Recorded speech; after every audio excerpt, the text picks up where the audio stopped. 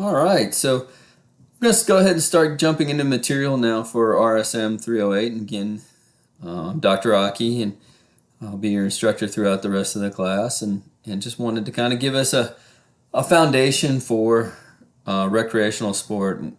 Most of us are aware of sport, recreation, leisure, but just kind of as a recap and a refresher, since you might not have had it for a little while, and give us an opportunity to discuss it. So that's kind of what the purpose of today's lesson is to kind of discuss the relationship between leisure, recreation, and sport. Also kind of define sport and clarify definitional boundaries and characteristics of recreational sport. And then look at some of the sport development models, discuss implications as we move forward into the management of sport, and particularly recreational sport. So kind of what we're hoping to come away with today as our lesson. So throughout your time with us in recreation and sport management, we've kind of been, a lot of what we do revolves around these three key terms: leisure, recreation, and sport. And back in 242, we defined them and what each one of these mean. And hopefully you can do that now. You know, I kind of challenge you to think about what each one of those means in a professional manner. Not just what you want to throw together as what they mean, but what they actually mean. And each one of these we can look at as a piece of puzzle that comes together to kind of help form our profession. Okay? So as we look at leisure, recreation, and sport, think about the interaction of these, and they don't happen as separate pieces. They all come together to help form this puzzle and help form what we do. Okay? So sport is a leisure activity. Again, thinking about leisure, what is leisure? It's basically an activity that's freely chosen, and what it has intrinsically motivation. Leisure is an activity that's freely chosen and has intrinsically motivating factors.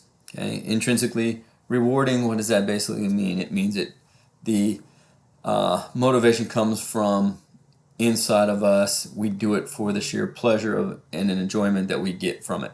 The feeling or good feelings that we get from doing it. We're not trying to get a trophy out of it. A lot of the things that we do in our lives, we don't get medals for. We don't get trophies. We don't even get paid for. We do it because we enjoy doing it. Okay? You probably have something in your life right now that you enjoy doing it so much, and you get such pleasure out of it, and it makes you feel good, that you don't get recognized for. You don't get a medal for. You don't get a trophy. You don't get paid. You do it just for the sheer enjoyment of it, and that's what leisure is. And so we have our leisure type activities. Now, with that being said, maybe some of what you do in your leisure time or as a leisure experience is sport related. Okay? Some of you probably just pick up a basketball and go out and shoot. You may go and get together with friends and play 5-on-5, 3-on-3, 1-on-1. And it's basically just the sheer enjoyment of doing it, the competition. But you're not getting a medal, you're not getting a reward, you're not getting anything, your name in the paper. It's just the sheer enjoyment of doing it. That's leisure. But we can also see that it interacts with sport as well. Recreation, very similar to leisure. A lot of times it's used interchangeably. The only thing I would say that's different about recreation, recreation is organized and structured leisure. But the one stipulation with recreation is, and this is where we kind of get most of what we do in sport and with that organized and structured, is that it has social redeeming qualities. It is bringing about some social good. And as we talk about later on, we're going to look at sport as a community development and as initiatives that are out there to look at how we can improve our society. And so it should have some socially redeeming qualities to it. We have our choice, what the activity is, what the style of play is going to be, what outcomes we're seeking out. Recreation, when we see a shift in recreation from leisure, is that sometimes it becomes more extrinsically rewarding because of that structure. With that structure, we're playing maybe in leagues or we're in more competition where we are getting recognized, we are getting medals and rewards and names in the paper and those type of things. But it also has those intrinsic motivations as well. Those things that we just enjoy doing it, and we're not just doing it for those awards, that extrinsic reward. And there's those social redeeming qualities. It has to bring back some social good to it. And that's what kind of separates recreation from leisure. Leisure doesn't have to have those social redeeming qualities. Well, most of the time they do. They're going to have them. They don't always have to have those social redeeming qualities. For example, something that's not sport related, but going out and drinking. Okay, yeah, you feel good, and maybe you feel good throughout the night, but think about how many deaths through drinking and driving, or how many bad decisions are made because somebody's intoxicated and thought it would be a great idea to play around with his gun and shoot a friend. Those things happen. Or how many times fights occur because you got your beer muscles on. Okay, that's again takes away those social redeeming qualities. So it's leisure because you can do it. It's freely chosen. You get those rewards that you think you get from it, but it doesn't have those social redeeming qualities. Sport. Okay, what is sport? We use the term. A lot of you are interested in going to a sport, and you talked about sport previously. Sport is institutionalized, and basically what that means is it has a governing body that makes the rules, and it's very structured.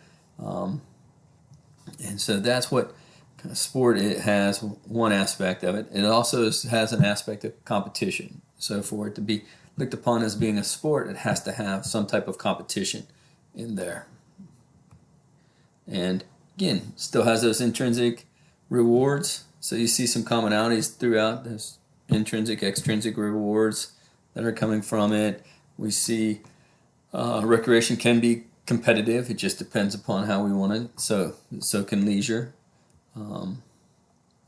And sport, there should be some physical exertion to it. So for it to be a sport, we have to have that physical exertion.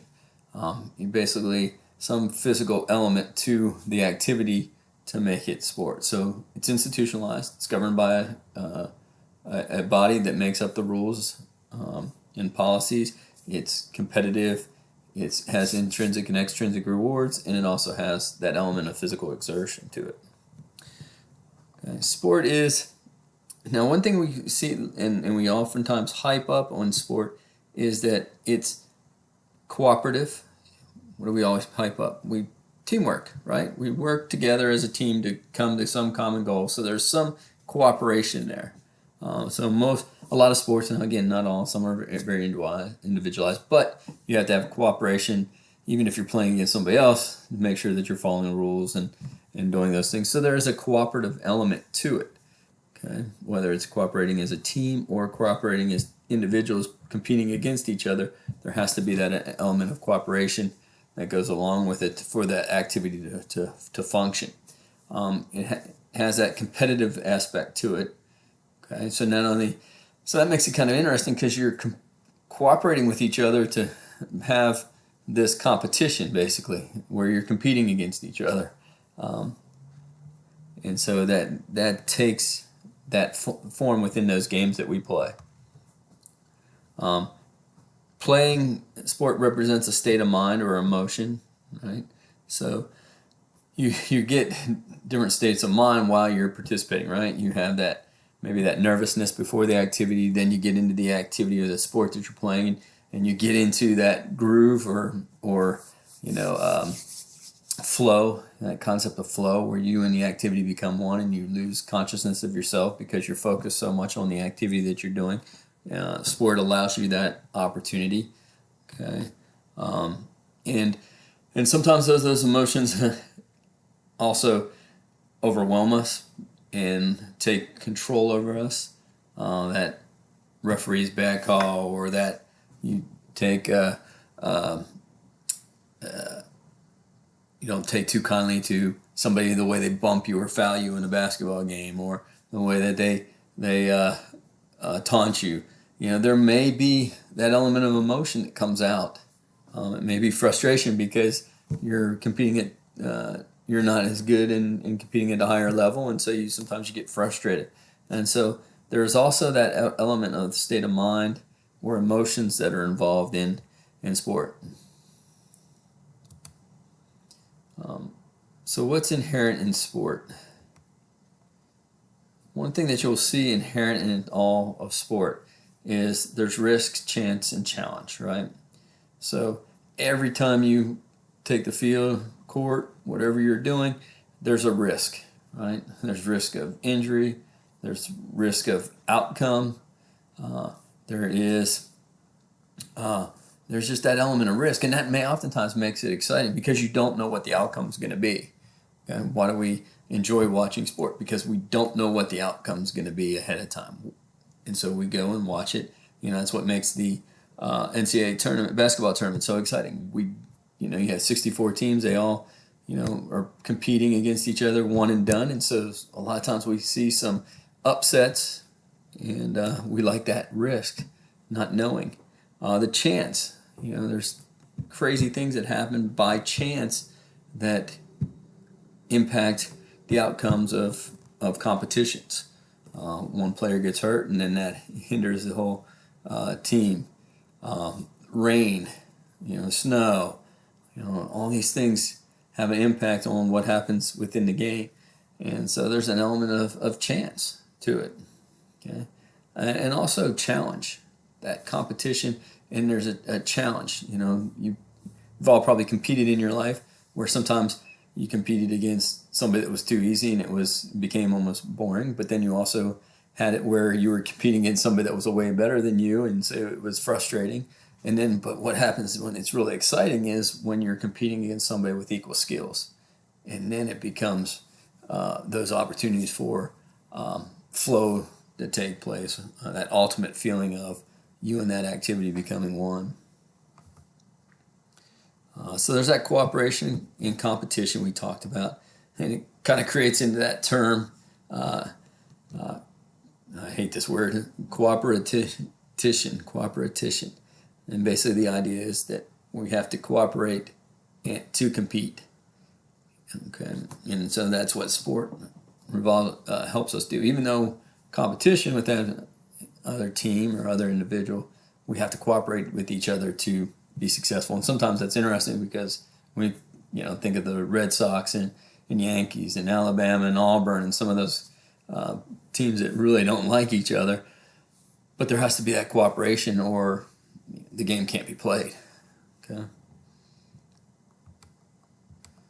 Sport is active, mental as well as physical. You hear about you have to think while you're playing, and that's an important aspect of it. So there's that activity, both mental and physical, that's taking place within sport, and which makes it create a great union of mind and body, going back to some of the history of recreation, sport, and leisure. The arete and the combination of mind and body, and the whole idea of the YMCA was the mind, body, and spirit. You're getting that combination. For a person to be functioning as a full human being, you have to have that union of mind and body, and that working together. And sport gets that. The games, the format of the games, and the game form, it comes in a variety of manners and functions. We'll talk about different formats for competition. We'll talk about how we can structure those competitions. We'll talk about different props that we can use throughout it. But the idea is that we have to have those structure to help us be successful. All right, so I'm going to stop here. This video right here, then create a new video for us and continue talking about